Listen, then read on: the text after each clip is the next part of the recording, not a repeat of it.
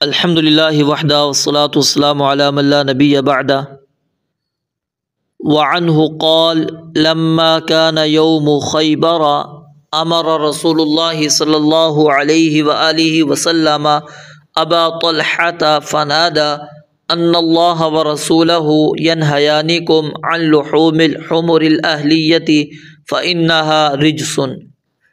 وعنہ، اور اسی سے روایت ہے، اسی سے مراد سیدنا انس بن مالک رضی اللہ تعالیٰ عنہ ہے، کیونکہ پیچھے جو آپ نے حدیث پڑھی تھی اس کے اندر راوی جو ہیں وہ سیدنا انس رضی اللہ تعالیٰ عنہ تھے، اور جب بھی اس طرح کا کلمہ آئے گا تو آپ نے پچھلی حدیث کو دیکھنا ہے کہ پچھلی حدیث کے راوی کون تھے، اس سے مراد وہی ہوں گے۔ تو اختصار کے طور پر نام کو حذف کر دیا جاتا ہے اور ضمیر کے ساتھ اس کی طرف اشارہ کر دیا جاتا ہے۔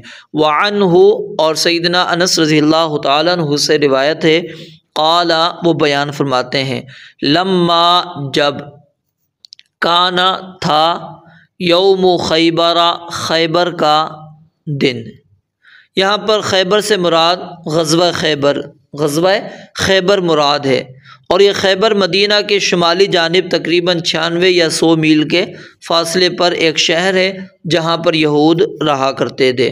تو صلح حدیبیہ کے بعد محرم کے مہینے 7 ہجری میں رسول اللہ صلی اللہ علیہ وسلم نے یہود کے ساتھ یہاں پر جنگ کی، غزوہ کیا، اور جب یہ خیبر فتح ہو گیا تو اس کے بعد نبی علیہ الصلوۃ والسلام نے یہودیوں کو اسی جگہ پر اس شرط کے ساتھ رہنے کی اجازت دے دی تھی، حق دے دیا تھا کہ وہ اپنے کھیتوں کے اندر کھیتی کریں گے، اپنے باغات کے اندر جو کچھ ان کی پیداوار ہوگی اس کا آدھا حصہ جو ہے مسلمانوں کو دیں گے۔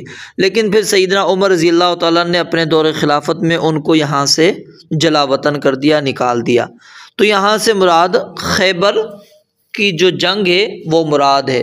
تو لما کانا یوم خیبر، جب خیبر کا دن تھا، یعنی غزوہ خیبر کا جو دن تھا، امرا، حکم دیا، رسول اللہ صلی اللہ علیہ وآلہ وسلم، رسول اللہ صلی اللہ علیہ وآلہ وسلم نے، کس کو؟ ابا طلحہ، ابو طلحہ انصاری رضی اللہ تعالیٰ عنہ کو۔ ابو طلحہ ان کی کنیت تھی اور نام ان کا تھا زید، والد کا نام سہل تھا، زید بن سہل بن اسود بن حرام، انصاری تھے، اور کبار صحابہ کرام رضوان اللہ علیہم اجمعین میں ان کا شمار ہوتا تھا، اور یہ تمام غزوات کے اندر شریک رہے۔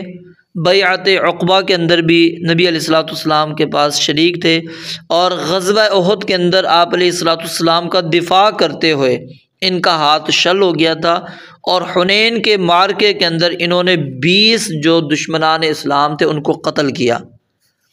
ان کی وفات کے سن کے اندر اختلاف ہے، کچھ نے 34 ہجری اور بعض نے 51 ہجری ان کی وفات کا سال بیان کیا ہے۔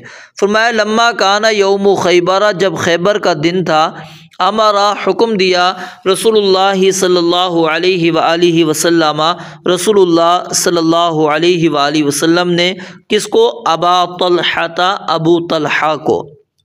فنادا، پس اس نے بلند آواز لگائی، فنادا، بلند آواز لگائی۔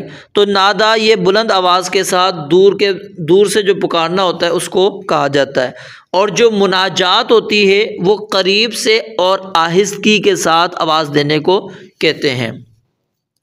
فنادا، تو نبی علیہ الصلوۃ والسلام نے سیدنا ابو طلحہ انصاری رضی اللہ تعالیٰ عنہ کی ذمہ لگایا کہ وہ منادی کریں، کیونکہ ان کی آواز کیا تھی؟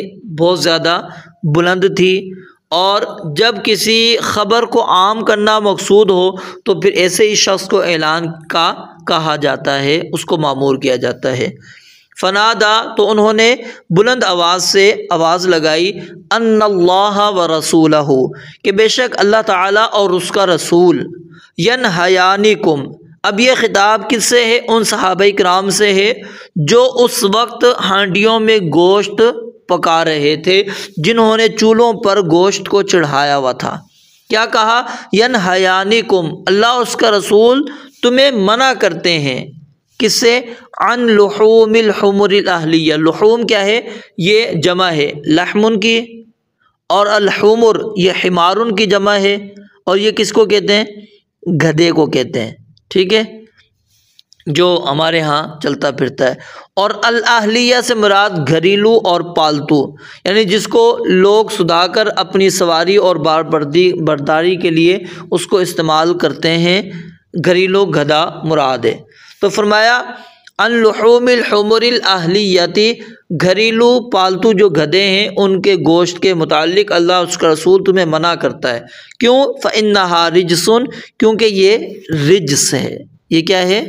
رجس ہے، ناپاک ہے، پلید ہے۔ اس کو ہم دوسرے لفظوں میں کیا کہہ دیں گے؟ رجسن کا مطلب ہم اس کو پلید کہہ دیں گے۔ رجس اصل میں ہر اس چیز کو کہتے ہیں جس کو انسان برا اور گندا سمجھتا ہے، چاہے اب وہ پاک ہو یا پاک نہ ہو، یعنی ناپاک ہے یا ناپاک نہیں ہے، کوئی بھی صورت ہے، بس انسان اس کو برا اور گندا سمجھتا ہے، اس کو رجس کہا جاتا ہے۔ متفق علیہ، اس حدیث کو بخاری اور مسلم نے روایت کیا ہے۔ اس حدیث کے اندر جو مسئلہ بیان ہوا ہے وہ کیا مسئلہ بیان ہوا ہے کہ گھریلو گدھوں کا گوشت کھانا کیا ہے؟ وہ حرام ہے۔ آپ گھریلو گدھوں کا گوشت نہیں کھا سکتے، وہ حرام ہے۔ اس پر اہل علم کا اتفاق ہے سوائے سیدنا عبداللہ بن عباس رضی اللہ تعالیٰ عنہ، ان کی رائے اس کے برعکس تھی۔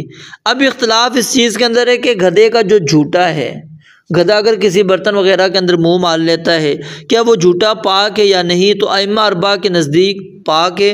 امام سفیان ثوری، امام اوزاعی اور حسن بصری رحمہ اللہ ان کے نزدیک کیا ہے؟ ناپاک ہے۔ اور راجح مسئلہ بھی یہی ہے کہ گدھے کا جھوٹا کیا ہے؟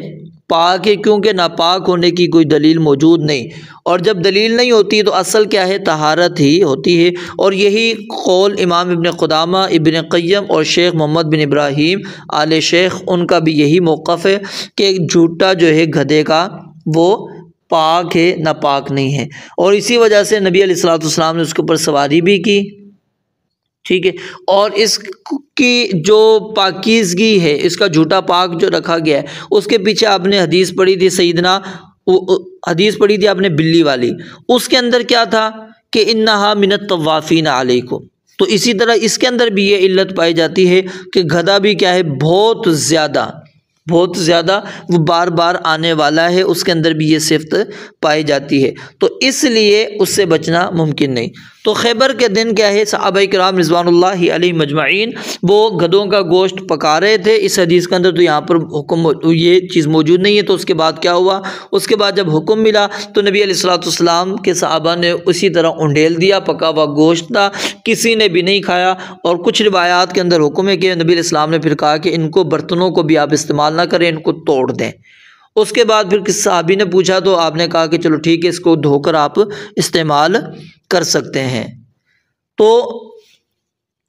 نبی علیہ الصلوۃ والسلام نے یہاں پر واضح بیان فرما دیا کہ تمہارے اوپر اللہ اور اس کا رسول جو ہے وہ گھریلو گدھے کا جو گوشت ہے وہ حرام کر دیتا ہے۔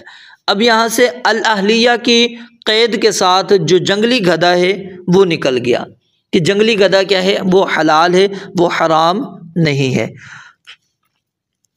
ایک اور چیز یہاں پر سمجھ لیں، اللہ اور اس کے رسول کے ذکر کو اگر آپ نے شرعی احکام کے طور پر بیان کرتے ہوئے واو لے کر آتے ہیں، ٹھیک ہے، تو واو لا سکتے ہیں، کیونکہ نبی علیہ الصلوۃ والسلام کی اطاعت کس کی اطاعت ہوتی ہے؟ اللہ تعالیٰ کی اطاعت۔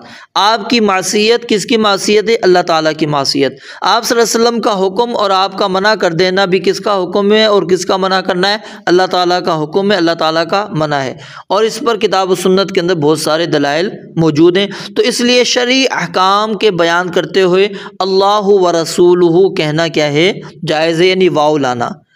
اور اگر احکام شرعیہ سے آگاہی کے لیے آپ اعلان کروانا چاہتے ہیں اور اس کے لیے آپ قوی ترین چیز کا استعمال کرتے ہیں تو یہ بھی جائز ہے اور مناسب ہے۔ جیسے نبی علیہ الصلوۃ والسلام نے گدھوں کی حرمت کو بیان کرنے کے لیے ذمہ داری سیدنا ابو طلحہ انصاری رضی اللہ تعالیٰ عنہ کے سپرد کی، اور یہیں سے ہم یہ مسئلہ بھی نکال سکتے ہیں کہ جو ہم عبادات کے لیے لاؤڈ اسپیکر کا استعمال کرتے ہیں وہ جائز ہے۔ جو اس کو بدعت کہتے ہیں وہ بہت بڑی غلطی پر ہیں، اس کو بدعت نہیں کہا جا سکتا۔ اور ایک آیت ہے قرآن مجید کے قُل لا اجد فیما اوحی الی محرما علی طاعم یطعمہ الا ان یکون میتۃ او دما مسفوحا او لحم خنزیر۔ تو اس آیت میں تو 3 محرمات کا ذکر ہے، مردار، بہتا خون، خنزیر کا گوشت۔ تو یہاں تو گدھے کی حرمت ذکر نہیں۔ تو اس حدیث کے اندر کیا کہا؟ اللہ اور اس کا رسول منع کر رہا ہے۔ اللہ نے کہاں منع کیا ہے؟ کہیں پر قرآن میں نہیں ہے۔ تو یہ اس آیت سے معارض نہیں ہے۔ کیوں؟ ایک تو سورۃ انعام کیا ہے؟ مکی صورت ہے، اور یہ واقعہ کیا ہے؟ خیبر کا واقعہ ہے، مدینہ کا واقعہ ہے، اور ہجرت کے بعد کا واقعہ ہے، یعنی 7ویں سال کا واقعہ ہے۔ اور دوسرا، اس آیت کے اندر اللہ رب العالمین نے کیا کہا؟ قُل لا اجد فیما اوحی الی، جو وحی کی گئی ہے، وحی کی گئی ہے، ماضی کا صیغہ ہے، ٹھیک ہے، جو وحی کی گئی ہے، یہ الفاظ ہیں، نہ کہ یہ الفاظ یہاں پر فیما یوحی الی، اس میں جو وحی کی جاتی ہے یا کی جائے گی میری جانب، یہ الفاظ نہیں ہے۔